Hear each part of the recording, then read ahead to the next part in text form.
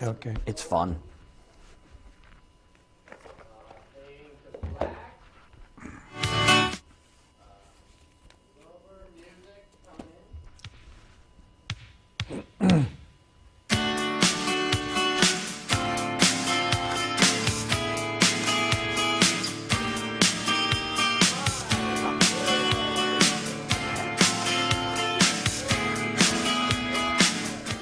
Hello and welcome to Visual Radio. It is October 11th, 2010, I think it is. 2010. The day after 10-10-10, Harry. And 2 years away from the apocalypse. Is this really are we going to have an apocalypse? I watched the movie. The movies don't lie. You know that. The 2012 movie? 2012, absolutely. John Cryer doesn't lie. It's Just the end. So let's get this interview going because he reiterated time. He reiterated like Independence Day. It was just kind of weird. It was. Harry Sandler of the band Orpheus, of course, and the Music Museum of New England. Nice to be here. Thank you. What a concept. Now, I remember DirtyWater.com. Mickey O'Halloran founded Dirty Water. I just did a piece on Mickey for the Malden paper. Mm-hmm. So he had this great thing happening, but then Mickey passed away, one of the legends of the Boston scene. How did Music Museum of New England happen? It morphed out of that. DirtyWater.com went from Mickey, who was a part of the Boston scene for years, to a young man named Chuck White. Chuck took over, started cataloging, archiving, and at a certain point it was the people that got involved with Chuck and Dirty Water as advisors felt that perhaps there was a bigger audience and a bigger music world to look at rather than the Boston Rock and Roll Museum. It was very vertical. So a number of us who were part of that project got together and decided to expand it to include all music, everything, anything you can think of, not only music, but promoters, venues, DJs, soundmen, lightmen, anybody that was a part of creating this rich musical heritage. We want to preserve them. I believe back in the 70s there was an office in Arlington where Tim Collins and Mickey O'Halloran may have worked, right up on Mass Ave. I moved away from Boston in 77. I moved back here in 93. Oh. Large gap, so they may have, and I wouldn't be aware of it. So in Arlington, where Orpheus had its final concert in 1969? Arlington High School. Was that the end of Orpheus? Well, it was the end of the original Orpheus. Mm-hmm. In all fairness to the members of the orchestra, 4 of us started Orpheus. When 3 of us left at the end of '69, the 4th member had a contract to do another record. He did a 4th album. We had done 3 albums. He did a 4th album with the songwriter that we had used his tunes on the first album. His name is Steve Martin. Okay. They did a 4th album on Bell Records. Excellent album. Real good tunes. Not quite the Orpheus that we were, but they put it out as Orpheus. Now, when you returned here, when did Orpheus Reborn start? Orpheus Reborn came into being, I'm going to say about 6 years ago. A couple of the guys ran into each other at a party. They were excited playing together. They decided they wanted to do some playing. They asked Eric, the bass player, and myself to do the Situate Heritage Festival. We did it. We had fun. The response was good, and people said, "Why don't you do more?" And I said, "Okay, I'd be in, but I wanted to add a couple more musicians." So we added a few more musicians, and we played for about 3 years. It's kind of difficult to sustain a band. So we played for 3 years. We did a lot of concerts, TV shows, radio, press. It was a lot of fun. Will there be more concerts sometime in the future? You know, it's really hard for me to dedicate my time to what it takes to put those together.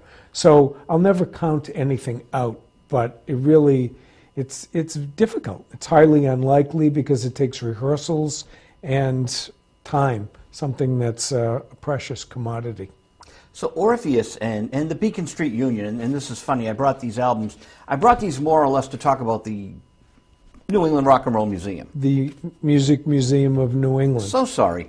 That we're And I not should ju- know that. That's okay. I mean, again, there's a wonderful website, mmone.org.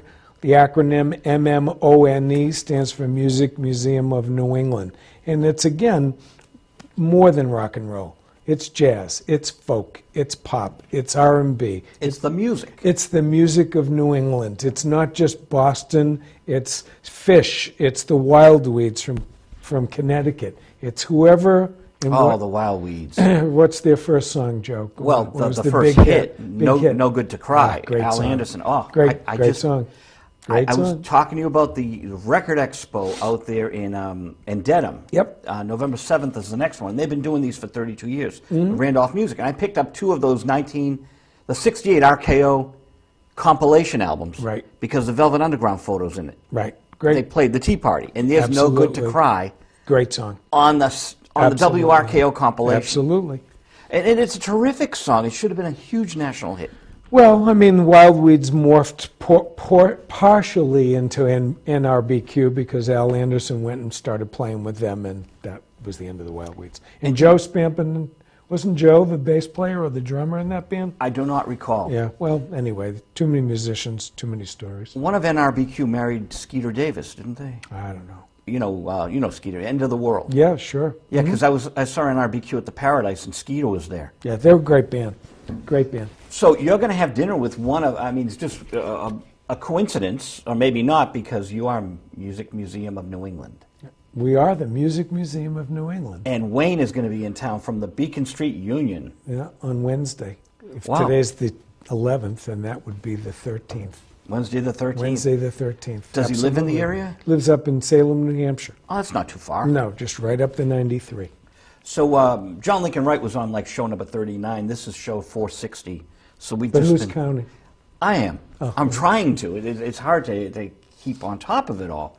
I thought I'd throw some records at you, too, just to see Yep. your reaction. Fat, remember this? I knew them. They were a Western Mass band, I think, unless that's Fat City. There were a couple of different Fats. It was a Fat City, I think, is Western Mass. And Fat was management. Al Dotley, was that Al Dotley's, one of Al Dotley's bands? He's been around forever, too. I'm looking. Shelley Yakis actually did the engineering along with Roy Chikala. Uh-huh. So that's a big... Right. There's been so many great bands. I mean, the Music Museum has identified at this point 450 artists that we think fit the criteria to be inducted, preserved in this museum. And, with all due respect, it isn't really everybody that bought a Silvertone guitar at Sears, though my first band did that, and isn't inducted, but people that made records, perhaps released records, and made some kind of a little blurb rather than having played at a high school hop or a CYO, at least on the first pass of putting material into the museum. So what was your first band that didn't make it in? I was in a band called the Mods, and the Mods got together in 1964, late 64. And what city? South Shore. We used to play the surf scene, South Shore scene, Surf Nantasket, Surf Hyannis, Surf Salisbury, all the CYOs, Catholic Youth Organizations. An entire scene that doesn't exist anymore, that musicians like myself and countless others got their chops playing on Friday and Saturday nights at an auditorium or in a gymnasium where the priests would make you move away from the girl you were dancing with a ruler to make room for the Holy Ghost. Those scenes don't exist, and we played there. We also played the Manning Bowl in Lynn, opening up for the Rolling Stones in 1966. The Mods did? The Mods did. That's incredible. We played the Boston Garden, opening up for the Dave Clark Five. We played with the Rascals. We played with the Barbarians, who you mentioned before we came on air. We were together for 2.5 years, and in July of 67, I sort of started to get a little, what's the best word, anxious. I wanted change. I just kind of morphed and not morphed. I fell into Orpheus, and very quickly it went from zero to hero, and we had a hit record. Maybe 7 months, 8 months after we got together, we had recorded the album, released the album, and were tracking very successfully for quite some time. And it's still played all the time. Now, Orpheus were part of, dare I even say it, the Bosstown Sound. Absolutely. As were the Beacon Street Union. And the Ultimate Spinach and a number of other bands. So, Orpheus really became the only band that actually had a major hit. Out of from that particular, scene. yes, right. There was a first tier of bands, then a second tier of bands. And I know you as a writer have written extensively on many of those bands. I mean, the first tier was MGM's Boston Sound, and that was the Ultimate Spinach, the Beacon Street Union, and Orpheus. We were the third one to come on board. We ultimately got the most airplay and continue to get airplay. But there was the second tier, Earth Opera, Fluff, Eden's Children, The Orphans. I mean, it goes on and on and on. And these are the bands that we're doing our best to, along with everybody else, up to and including New Kids on the Block, et cetera, et cetera. We're trying to put in the museum. And the Orphans, of course, worked with Jonathan Edwards. Absolutely. And he had the hit Sugar with Creek, and yeah. Yep, right, absolutely. And so these, and Earth Opera worked with Andy Pratt. That was John Nagy.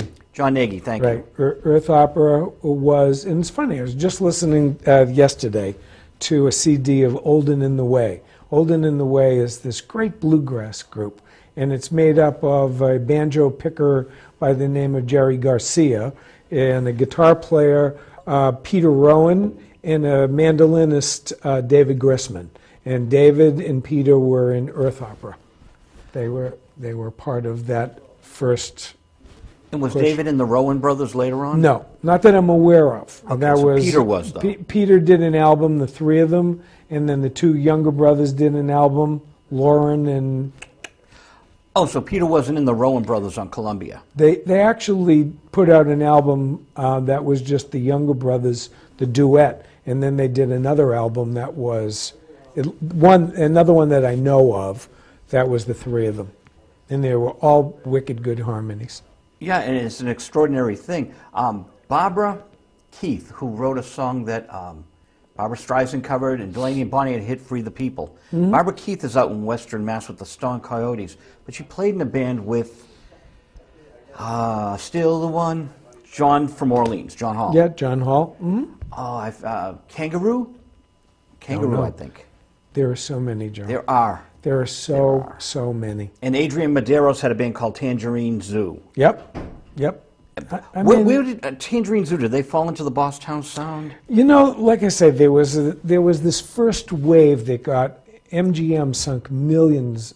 Well, I shouldn't say millions. At the time, it was about $500,000, which by today's standards would be considered millions. Oh, yes. So they spent $500,000 promoting the Bosstown Sound, which was in some ways supposed to be an answer to other sounds.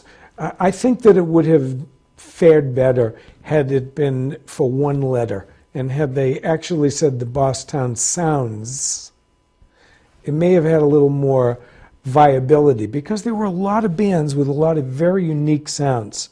To try to lump it all into something that was a sound, really it didn't fly, and it had a tremendous amount of backlash, and ultimately it crashed and burned. But there was that first wave, and then there was a second wave, and there were bands signed on Elektra and ABC, Paramount. There was the Ill Winds, and there was, as I said, Fluff on Verve. There was Listening. I mean, it just with went Walter on. Powers. With Walter Powers and Michael Chudin and Peter Malick, who went on to be in the first James Montgomery band. So it's like there's this tremendous cross-pollination of musicians that has gone on over many years, and some of them are very successful and wealthy today. And Willie Loco Alexander was in Bagatelle back in the day. I forget which wave he was in. Well, he was actually in The Lost before the Bagatelle. The Lost broke up. That was Willie, that was Lee Mason, Ted Myers, Kyle Garahan, and Walter Powers. And that band broke up, and Willie and Walter, was it Willie? Yeah, no, Willie and Walter got into Bagatelle. And they were a really great band. 3-4 black guys that just sang great. The harmonies were unbelievable. A little bit of a horn section. Great R&B band. And it was nice to see Loco in an R&B band. Oh, absolutely. Because he can do it all. Well, he's been quite the artist. He's to sustain being in the entertainment business as long as he has is a credit to his ability to create. He's very creative. I mean, and he's called the godfather of punk, but he has actually been in more different types of bands than anybody that I think I know. Yeah, he does these jazz things with one unit, but then he's back with the Boom Booms, and he's rocking out as hard as he rocked in the 70s. Absolutely. Don't know how he does it, but all power to him. It's just an amazing, amazing story. So as we're here in 2010, and let's backtrack a little. Music Museum of New England, when did that emerge as a viable entity? So we had ideas for the Dirty Water program, but it just didn't seem like we could get it beyond a certain point. And then Chuck White decided to move. He picked up from where Mickey O'Halloran had it. Mickey got sick and ultimately passed away from cancer, and Chuck just kind of took it as far as he could go, and he moved to Florida. Oh. And I don't think anybody's heard from him or seen him since then. We thought that there was a greater need, and so a number of us got together and formed a fully federally recognized 501c3 not-for-profit. And it's got Steve Nelson, who was the original manager of the Tea Party back in 1968, pre-Don Law. It's got a number of people that have been behind the scenes. Gary Summers, who was on the Antique Roadshow for 11 years, has been a participant in this. We have an advisory council of people like Don Law, people like, well, not like, but Don Law, and a number of well-known... David Bieber. Steve Morse has been a participant in Dean Johnson, who was with the Herald, Ed Simkus, and everybody really sees the credibility of this. They see the potential. But that's a better word. It's not credible until you actually get beyond a certain point. The potential is that we have the capabilities with the network of people that we know to do something short-term, medium-term, and long-term. So our short-term goal was and has been to put up a website, a very comprehensive website, mmone.org. Again, www.mmone.org. And it's growing every week. We're getting people that are giving us contributions. They're giving us memorabilia. They're making cash donations to us. They're writing for us. And, we use it all to build out the site. So that's the short term. We have a very extensive YouTube collection of Boston bands that is growing every single week. All volunteer driven, that are finding these great YouTube clips. The Rockin' Ramrods, the Barbarians. I mean, it goes on and on and on and on. Till Tuesday. Whomever, you name it, we try to find it and put it in there. And so it's growing, growing, growing. Mid-range term goals are to create a Boston music trail. And to that end, what we've done... Trail? A music trail. Well, you know how we have the the Liberty Trail in Boston? Well, we want to create a music trail. I like that. And so the music trail has already started. A couple of years ago, we put a historical marker on the building that housed the original Boston Tea Party. It's been recognized by the Bostonian Society as a actual historical site. Nice. The Historical Society. And what address is that? It's in Berkeley Street. Oh, it's on It's the Berkeley, okay. Berkeley Street right over the pike, but the actual, and right now, it used to be, let's see, it was a temple, and then it went from a temple to be the Boston Tea Party, where up-and-coming bands like Led Zeppelin, The Who, Jethro Tull, Cream. I'm not sure that Cream played there. Cream, I think, played over at the Psychedelic Supermarket on Commonwealth Ave. But all these bands that later went on to great renown. Oh, the house band was this little group called the J. Giles Blues Band, pre-Peter Wolf being in the band. And Peter was in a group called The Hallucinations with Stephen Blatt. Didn't Barry Tashin produce the tapes of the Hallucinations? He may have had something to do with that. I mean, again, I keep on coming back to this wonderful cross-pollination where musicians are willing to work with each other, and that's, every city has that. But we've continued to grow it and grow it and grow it. So the first marker we put up was for the Tea Party. We were given a nice grant by Ernie Bach's Music Drives Us. Oh, how nice. And we're doing 6 more markers. And it's a great project, but it's so time consuming. I mean, just the Tea Party alone took 3 to 4 years to get that all together because of the bureaucracy.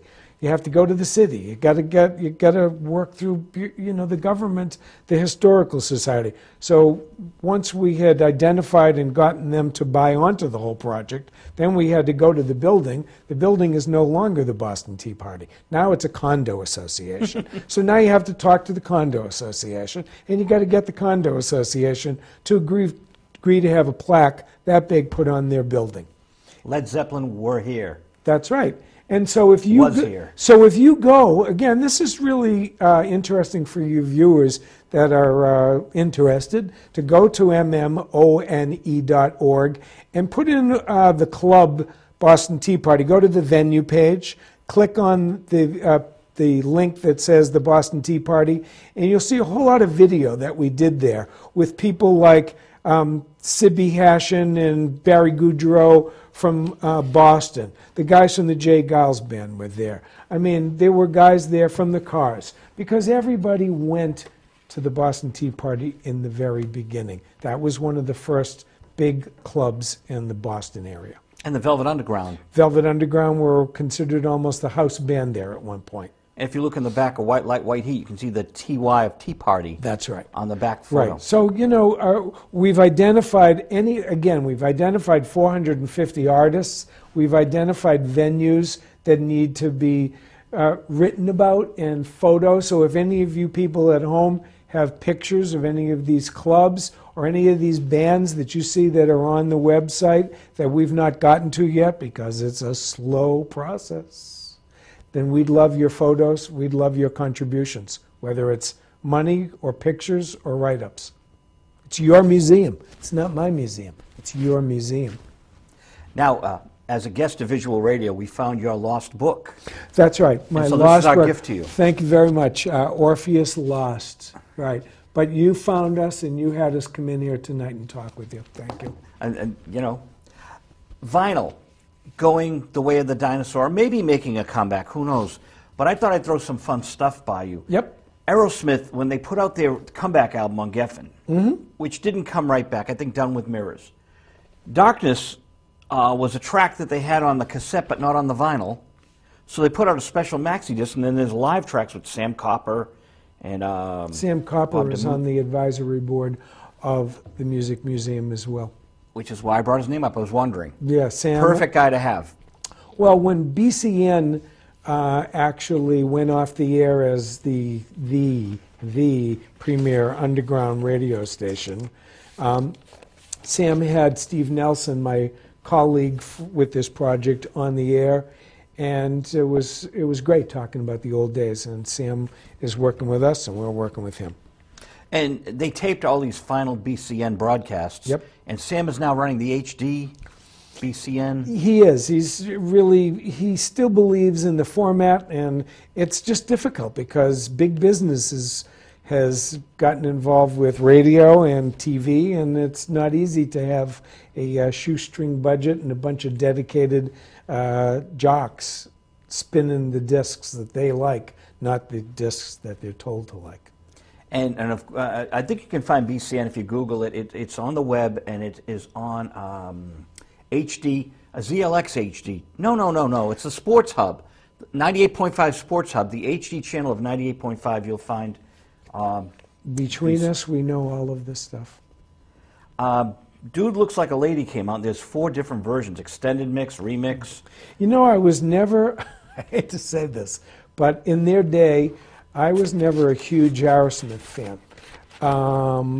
But I recently gained a tremendous amount of respect for them because I saw the Fenway show. And the Fenway show was just a great, well-executed, well-paced, great sound. Songs were really, really good. I mean, they've toured constantly for 40 years, so it's tight. And I have a tremendous amount of respect for the music they make. I can't believe that Tyler and Peter Wolf had a tiff. And maybe this stuff is just PR, but it keeps finding its way into the Herald and whatever. You know, I think that they're a very savvy organization, Aerosmith. When you've been around a long time, you learn how to keep your name out there. And the old show business adage, any press is better than no press, and make sure that you spell my name right. So, you know, they continue to stay out there all the time. You know, Joe Perry's allegedly fighting with Steve Tyler all the time. It reminds me of Keith and Mick, and I think they're laughing all the way to the next concert. Well, I mean, it wouldn't surprise me. I mean, that's a perfectly executed program. That's like big business. You have to have a focus, and you have to have execution, and you have to be able to bring things off, and they have done it for many, many years. I think American Idol for Steve Tyler is a great thing for Aerosmith, even though I'm not a fan of American Idol, and I feel, wow, Clive Davis looks at this as a way of finding talent, maybe. But for Steve Tyler, I think, wow, national TV all the time. Well, Steven is a very charismatic entertainer. Oh, absolutely. And so if they're going to goose a TV show that is flagging in the ratings, you've got to bring in something that's going to be worth tuning into, beside some kid from Cleveland who thinks that he can be the next American Idol. That in itself is great to see everybody expressing themselves, but Steven is going to add some color to that show. When Felix Cavalieri was on the show, he talked about getting the sea legs that the Rascals got from touring incessantly in the clubs, as Orpheus did. Clarification. I not to negate that thought process, but in Orpheus's case, the Mods. No, the Mods were a club band. That's what they did. But Orpheus was really kind of put together interestingly.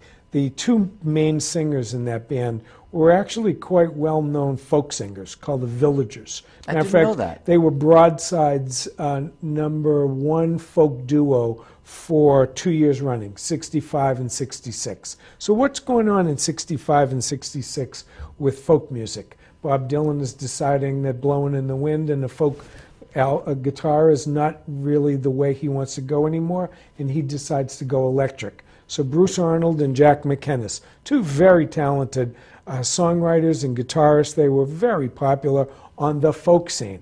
They decide it's time to add to their sound, and they bring in their bass player, a guy they knew from college. Jack went to college with them, and they found me, the drummer. So that we always thought that we were something a little different than being a club band. So we played 1 or 2 clubs just to see what the response was. We got a recording deal 2 months. We had 9 recording offers. And on the 10th one, we took it. And that was the MGM deal with Alan Lorber.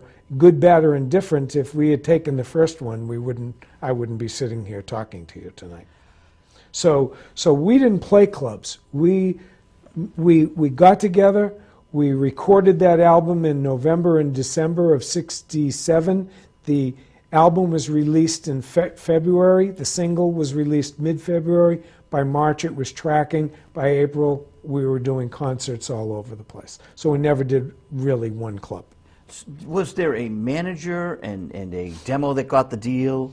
No, actually, we had slight disclaimer, we never played any club. We played 2 or 3. One of them was the Unicorn on Boylston Street. It was this funky little place downstairs. Jack's Drum Shop. No, that was over on Boylston Street. That was further down Boylston Street. It was like right in Copley Square, right up. No, it's right across from the Heinz Auditorium, Okay. right around there. And it was downstairs. The Butterfield Blues Band played there. Even Jay Giles Blues Band played there.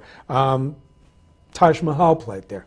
I mean, it was quite an eclectic place. And we played there, and somebody in the audience really liked us and said, I think that I could do something to help you. And his name was David Jenks, and he and his partner, Ray Perrette, had a management company called Amphion.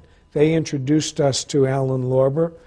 They went on to manage Bead Game, Andy Pratt, The Ultimate Spinach, and we decided to go with another manager in New York, but that's how we got that deal. Somebody saw us playing in a coffee house and introduced us to Alan. He came up from New York.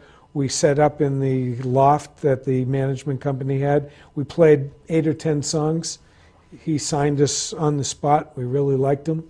The rest turned out to be. It was all within 3 months of the 4 of us coming together. I mean, the Orpheus is Jack, Bruce, Eric, Harry. That's the way I look at it. You know, the next incarnation is the next incarnation, but that's how that all came together. How did the other 9 labels get interested? We had done a demo at the Emerson College, had a little recording room, and we did a demo there with a friend of ours that was a recording engineer. His name is Bill Wolk, and he still records quite a bit around town here. And he did a demo of maybe nine songs, an early incarnation of Can't Find the Time, a great recording that it was never released of Don't Be Cruel. Bruce and Jack did a great version of Elvis song. In their own way. They were able to take songs and they played differently. Bruce had different chordings. Jack played opposite him in a different way. They were capoing where that was a folk trick. You know, they were using all those folk voicings, and we shopped it around. People introduced us. Networking. People loved it. Matter of fact, the guy that signed the Beacon Street Union, Wes Farrell, we went to him, and he said, wow, you guys are really good. If you could write another couple of songs like that one right there, I'd like to work with you and record with you. That song that he was talking about was Can't Find the Time. Interesting. So people had honed right in on that song right away. Yeah, it was a very, apparently, I mean, again, there's no saying what commercial is. I always have this discussion, what's commercial?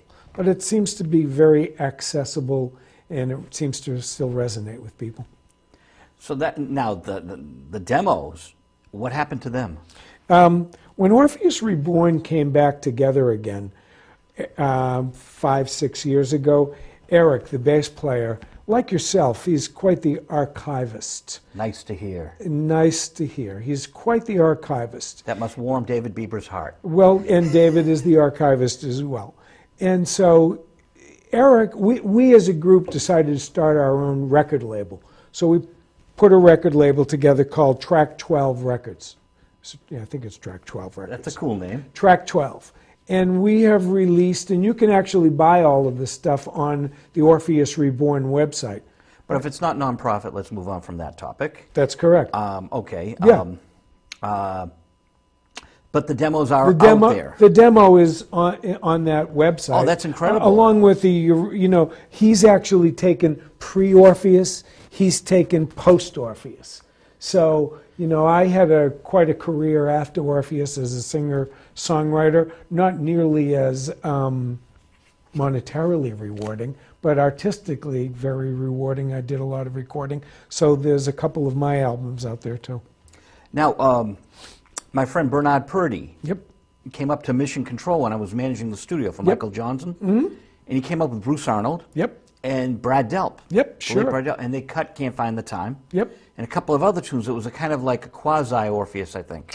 Well, Bruce has maintained, and it's kind of it's an interesting topic that he hasn't moved on from Orpheus. Orpheus was something that happened in 1967, 68, 69. It was four guys that came together and they created a sound along with a fifth man, the producer, Alan Lorber. And so when the band broke up, I mean, the band broke up.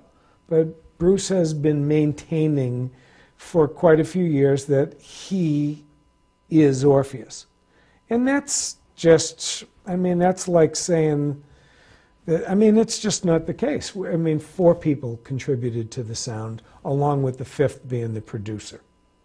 And so some years later, you know, I've written a lot of songs since then. I've written a lot of songs since then. Steve Martin, who wrote Congress Alley on our first album, and two other songs on our first album, the Doorknob Song and Music Machine, he's written a lot of songs since 1967. And where's Steve these days? Steve lives in Hull, and he and Eric, and you should have them on your show, Steve and the Snake. They have a wonderful act. Steve Martin and Eric Gullickson, the bass player from Orpheus. And they play the coffee house circuit around town. They play, there's three or four, matter of fact, right this minute, they're playing at a coffee house in Roslindale Square at a church, just right now. Eric sent me a note and I said, can't do it. Going to be on TV with Joe. Roslindale Church, amazing. Church, right. But they started a coffee house down at the Weymouth Wildlife Center, and every Saturday night they have an open mic down there. There's one out in Hull, a place there. So they have a little circuit. So, you know, we've all created since then. We've done a tremendous body of work. And with all due respect, Bruce is still happily ensconced with Brad Delp and Bernard Purdy and whoever else he has, still re-recording. Can't find the time. I mean, I like the song, but there's got to be another tune in the guy. That's interesting. I had a good question too, and it's out there in the cosmos, so it'll come back. But the Music Museum exists, and it. What I was going to say to you is, like, I'm so happy you're here, because to me this public access is the new underground. It's been here for 30 years. Mm-hmm. My first show was 1979, mm-hmm. and I had some of the usual suspects on, Mr. Kurt from Pastiche. Yep. And Mission of Burma were on. Yep, and, sure. You know, Lou Miami and the Cosmetics. So we go back to 1979, but this is a vibrant underground. And the documentation of TV cameras and these important stories that might not be on Channel 5 for 55 minutes. Well, good chance they won't be on there, you know, and I guess that's part of the reason we started the museum, was to preserve all of these stories. We have a long-term goal to, again, I said it was a comprehensive website, doing markers, a music trail, if you will, education out to schools. I mean, it takes funding, it takes manpower. So without manpower and money, you're really hampered by what you can do. But we're creative people. And so that's our short-term goal was the website. Medium range is this music trail. Long-term goal is to actually put up a brick-and-mortar museum. Oh, nice. I mean, look. That'd be lovely. Right. It takes dreamers. Yeah. To make things happen. So I admit, I'm a dreamer. But lots of people dreamed. There were 4 people that dreamed and they became the Beatles. There were 5 people that dreamed on Commonwealth Ave then 40 years ago, and they became Aerosmith, and they're still going strong. So from dreams becomes reality. And Jonathan Richman, who really was the cusp of the new wave, or the initial new wave thing, and Willie Loco, of course, and this whole new wave thing exploded here in Boston. Right, Jonathan Richman. See, I have the what's the word? No, it's not luxury. I have the arc of history on my side, because I'm getting older. And I don't mind saying I'm getting older, because I am. But I remember in 1970 when this young kid with an electric guitar got up on the Cambridge Commons. Cambridge Commons was a great place. It's the common right opposite Harvard, right over near the hotel there. And every Sunday afternoon, Bob Gordon used to put on concerts there. And all of these bands would play there, many who went on to be quite successful. I remember seeing the Allman Brothers there. I remember seeing Alice Cooper there. I remember seeing CTA, Chicago Transit Authority, who's still going strong. I had no 40 idea years. that they had also played this. They all Oh, played my God. there. I mean, you know, again, I've been around like you for a long time. There are gaps. There are gaps for a lot of reasons. One of those is I moved away. But I remember like it was yesterday, Jonathan getting up there with an electric guitar and an amplifier and playing to 1,200 kids who were Sunday afternoon in the park, smoking pot, free, having a great time. It's sunny, and you could hear a pin drop. He has not changed his act almost one iota. He's got that very kind of frail, I mean, he's beautiful. He's a different human being. He's a beautiful guy. I know Jonathan. He stayed in my house when I lived in Florida. I've opened for him. We're friends, and he's quite an amazing man. And he's been on visual radio. And he's very creative. He continues to be creative. That's what's great. That first Modern Lovers album, to fans of the Velvet Underground, it was just, you know, and John Cale producing. Absolutely. He was an amazing pioneer. Well, he was. I mean, there's a lot of people that, I mean, the Cars created a sound, but they were like Milkwood playing at... Crosby, Stills, Orzechowski, and Okt-Kasich. That's right. That's right. Before they became the Cars. Crosby, Stills, Okt-Kasich, and Orzechowski is what I call them. And they just, you know, they with were Greg all Hawkes. Right. They were all doing interesting stuff. You know, there's always been a place around New England for you to do whatever kind of music you wanted, whether it was folk music or whether it was rap music or whether it was jazz. Jazz was big around here in the 30s and the 40s. Of course, you have the Jazz Workshop in Paul's Mall, Fred Taylor, a great club that no longer exists that was on Boylston Street. Aerosmith played there, Marty Mull played there, the Sunrise Orchestra played there. And who played in Sunrise Orchestra? This sax player, Pat Patrick. Who's his son? Deval Patrick, our governor.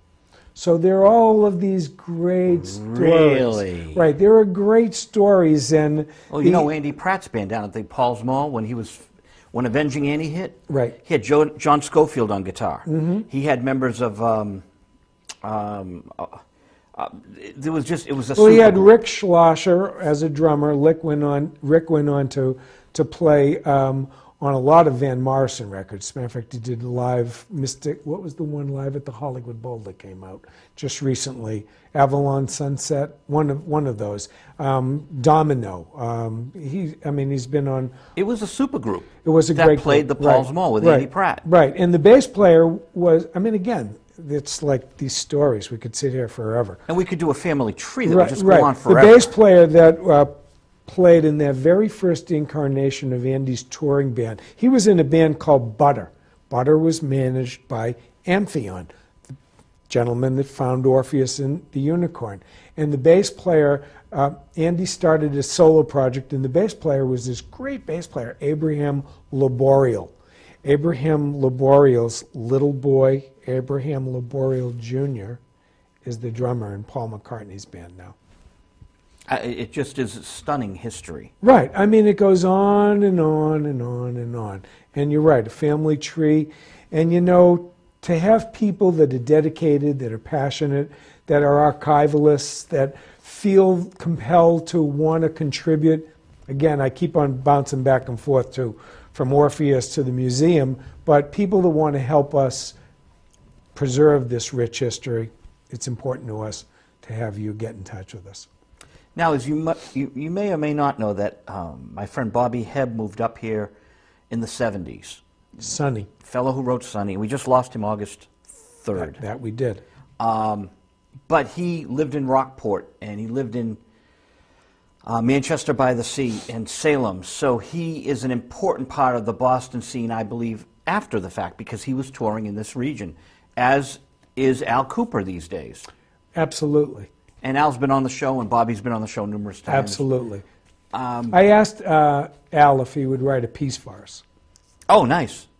I'm About still- his life? Well, I mean, anything that would relate to, I know that people have been, a part of the Boston music scene in one way. There's 4, 5, 6 decades of music that have gone on here. And we have a section on the website called U2, and it's about your stories. And I asked Al, and I had Lenny Sorelli from the Rock and Ramrods write a piece. I even had Andrew Loog Oldham, who Nice. was the original manager, producer, PR man for the Rolling Stones, write a piece. It happened in New England. And it's really kind of cool. There are all these stories. And when you opened for the Stones, he was the manager. He was the manager, he was the producer right up until Beggar's Banquet.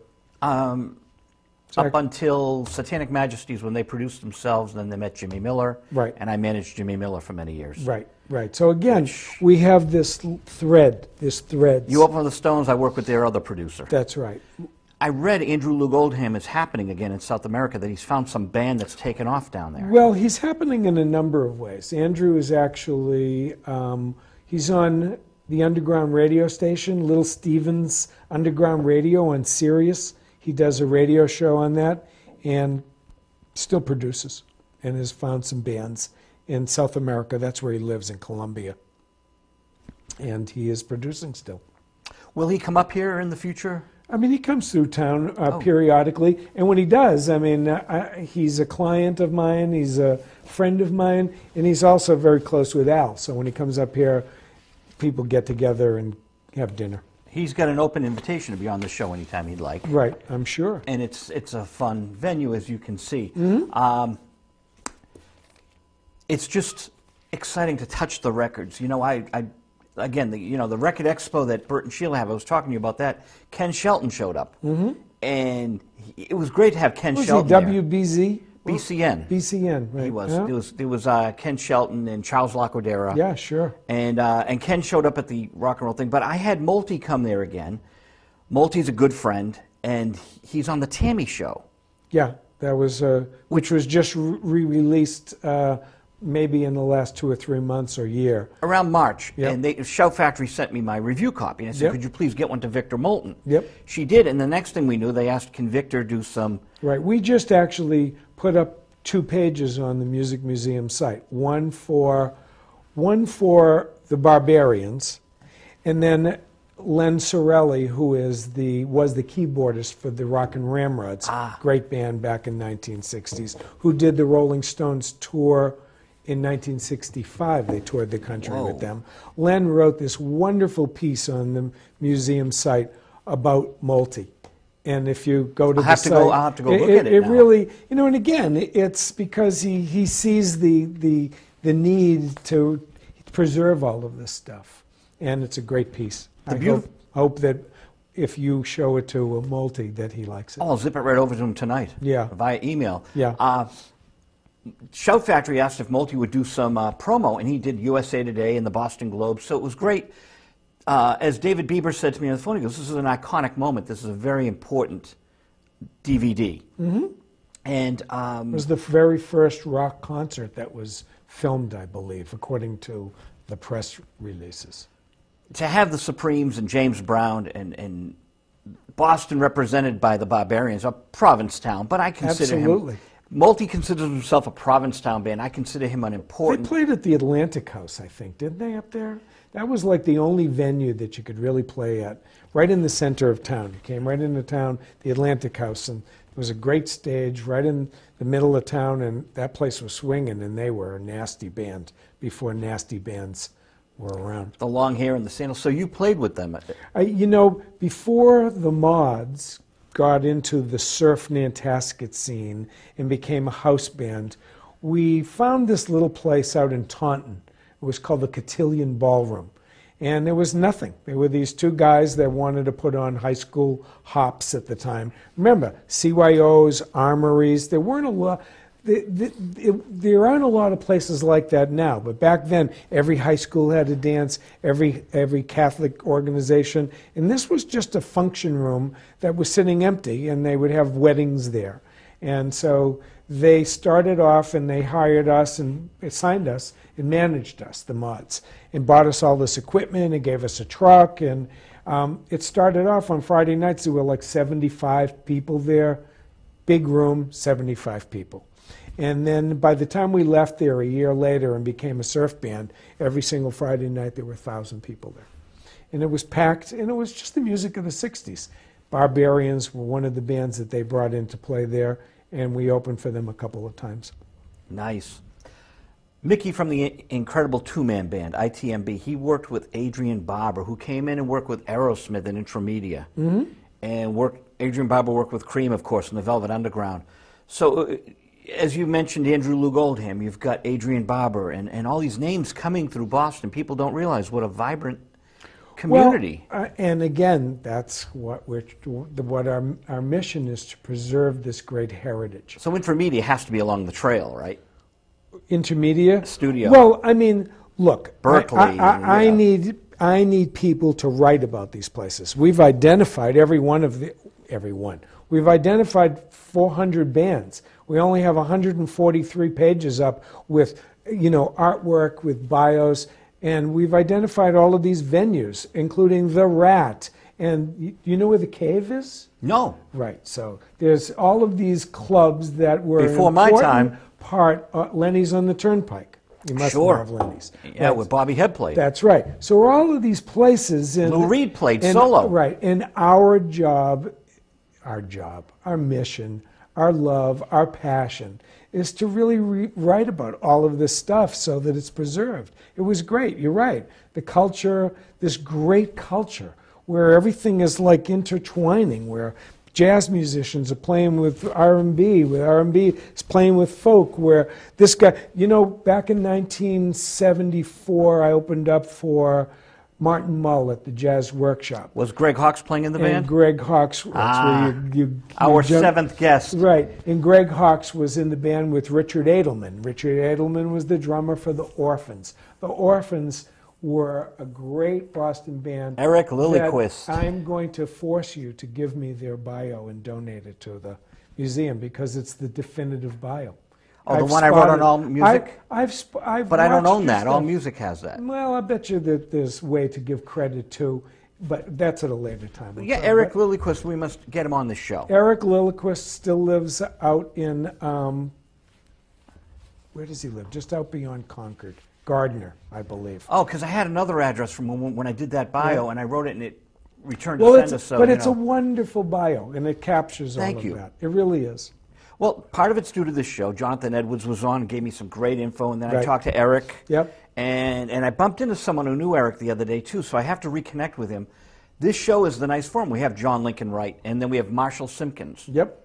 And John Lincoln, so we have a 2-hour special with those two. That's from great. 1995. That'll be awesome. And we have them on 3/4-inch old videos, so we're transferring all the tapes. We just have to do an archival project just for this show, and that's what I'm involved with. Well, you've got so much. I mean, it's kind of interesting. There's a lot of people that see the validity of what you're doing and what we're doing. And that's why we've got advisors, and that's why you've got people coming on your show. The idea is to really form alliances. The idea is the greater whole is more important than the parts. That's kind of like bands. That's like bands. Yeah. How many bands do you know of where one guy thinks he's the band, but really never goes anywhere after the band is successful? Because the expression is the sum is greater than the parts. Euclid's axiom. Right. The sum is greater than the parts. And our sum collective knowledge... Euclid? Is it Euclid's axiom or Euclid? Or E-U-C-L-I-D. How about you bet? Right. Well, no, I know. I was just attributing it to the author, the alleged author. Yeah, Euclid. Right. But that's the point. The idea is for it all to come together. Look, Seattle has the Experience Project. Cleveland has the Rock and Roll Museum. Memphis has the Memphis Blues Museum. Hey, Seattle has the Experience Project, but they got a Newton guy running it, John McDermott. That's right. That's right. I did something with him for Dirty Water, actually, about 5 years ago. A panel. A panel on Dirty Water. we got to wrap this up. As the Oracle in the Matrix says, our time is up. Well, thank you. I did want to say something about Experience Hendrix. We brought John McDermott down to Little Walter's office because Visual Radio, Little Walter revealed that he had taped Little Richard and Jimi Hendrix. So John McDermott and I listened to these tapes that Walter had broadcast on MBR when it was TBS. And we heard Jimi Hendrix playing with Little Richard, and I saw her standing there. This is Visual Radio with Harry Sandler. All members of the board of the museum, you're always welcome here. Thank you. In our fun venue. Thank you. And thank you for making the trek out here. Hey, my pleasure. Remember, it's your museum, so go to mmone.org. Take a look at it. Check it out. Thanks, Joe LaRocca. Thanks, Melody Wink. Thank you, WinCam. Thank you, Dan. Thank you, everyone, for helping out tonight.